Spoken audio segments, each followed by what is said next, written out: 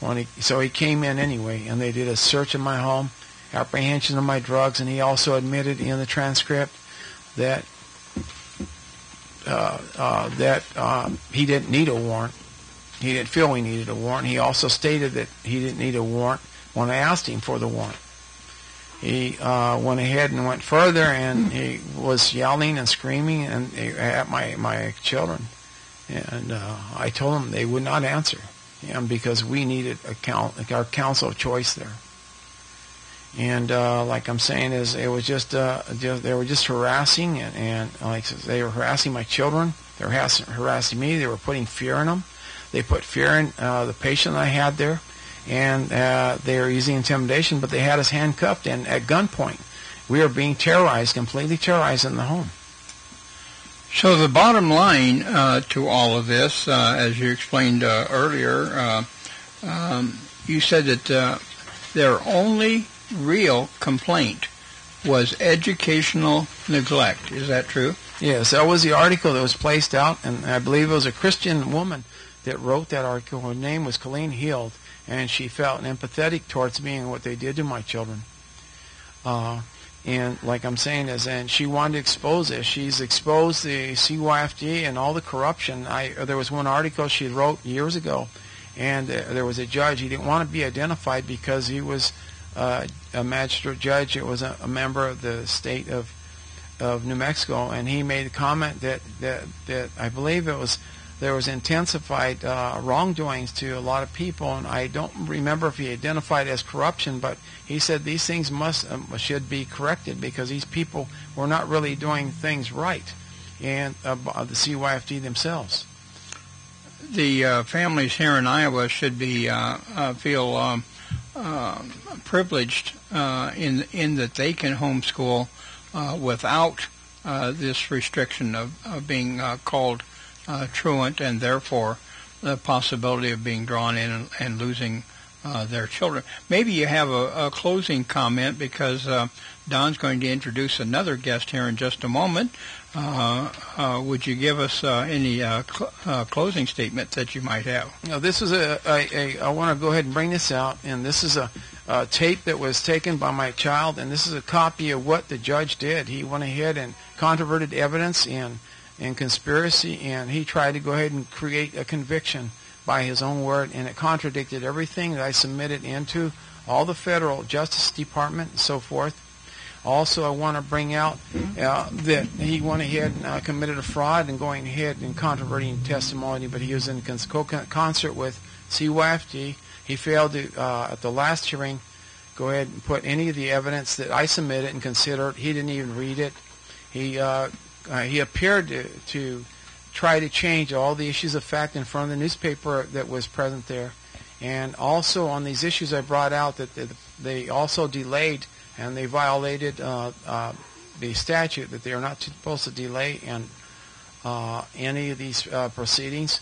And there was a case that I cited in the last that they had a regular reputation of delaying, and I understand there was a lawsuit and it lasted over 20 years for their delays. And this was an abuse within the process, an abuse of the people. And this is a common situation they do all around the United States. They apprehend 4,000 or more children from the different people every day on a daily basis. And they receive millions of millions. And this is a going business of corruption. And it must be checked into. And I appeal to the people of all the states, because our representatives will not represent us, and they don't put forth any issues. And I appeal to the people to write to or to email all the news publications so this can be opened up to the people to show the fraud that they're pulling upon the people. Okay, I want to say, Michael Travolino, many thanks for coming to Iowa to tell your story in such an articulate manner. Don, do you have a guest that you'd like to introduce? Yeah, I'd like to. You got one final comment? Go ahead. Yes, okay. The last comment is, like I'm saying, is I'm not the only victimized person that they violated all the civil rights. There's many Indians that they want onto the Indian reservations, and they're taking their children. In the state of California, They're apprehending the children, and they're ignoring the Indian Child Welfare Act, which is mandatory. It's mandated by Congress to be followed.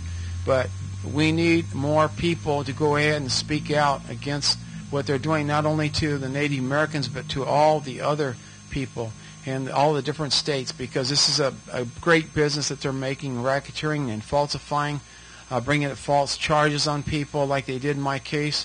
This was a non-existent charge that they filed against me, and I was charged with it and I was convicted with it. It doesn't exist in the books. Okay, thank you. John, you want okay, we thank you very much, and we're going to call Donna Taylor to come in front of the camera here. Donna is the mother of Mark Taylor. We've mentioned her before on the program. Mark Taylor was shot at Columbine High School in Colorado. That's right.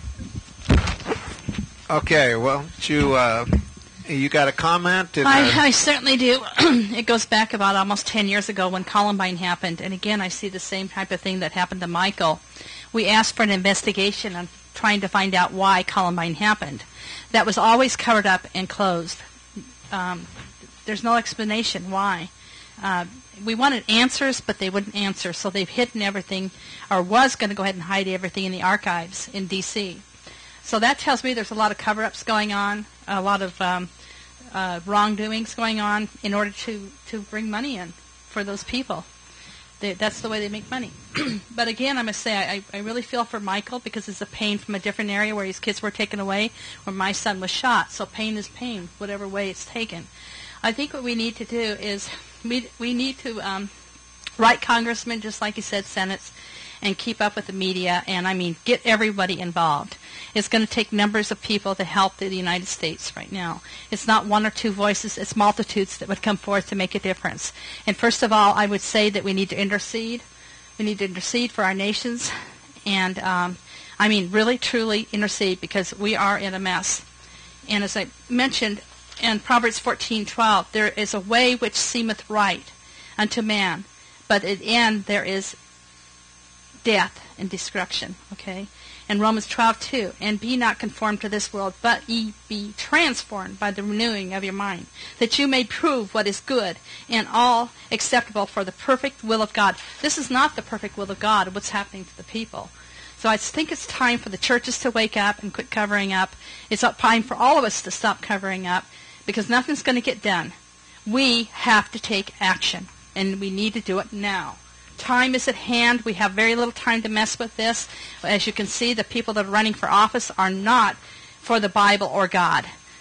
We do not have much choice right now. The choice is to go on our knees and pray and ask God to restore our nations, because I have never seen anything so destructive and evil, and our constitutional rights have been taken from us. We don't have the right to, pretty soon we'll have the right to bear arms. I mean, they've taken everything from us. Like you said, it didn't make any difference what he said in court. It didn't make any difference what I said about Columbine. We made no difference. They don't care about us. We are the people. They are nobody. We are the people of the United States. We.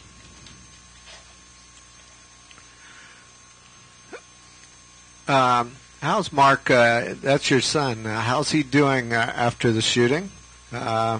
Marcus having some psychological... He never came out of it very well, did he? No, he did not. As a matter of fact, I'm not able to go back to Colorado for several reasons there. He emotionally wasn't able to handle it. Was in a... What caused the shootings, would you say, in a nutshell? The drugs. The antidepressants have every cause of it at all. And, the blackness and the death educations that they teach, and the drugs. Thank you for coming on with those last-minute remarks. I appreciate those remarks, and we'll see our audience next week. Thank you.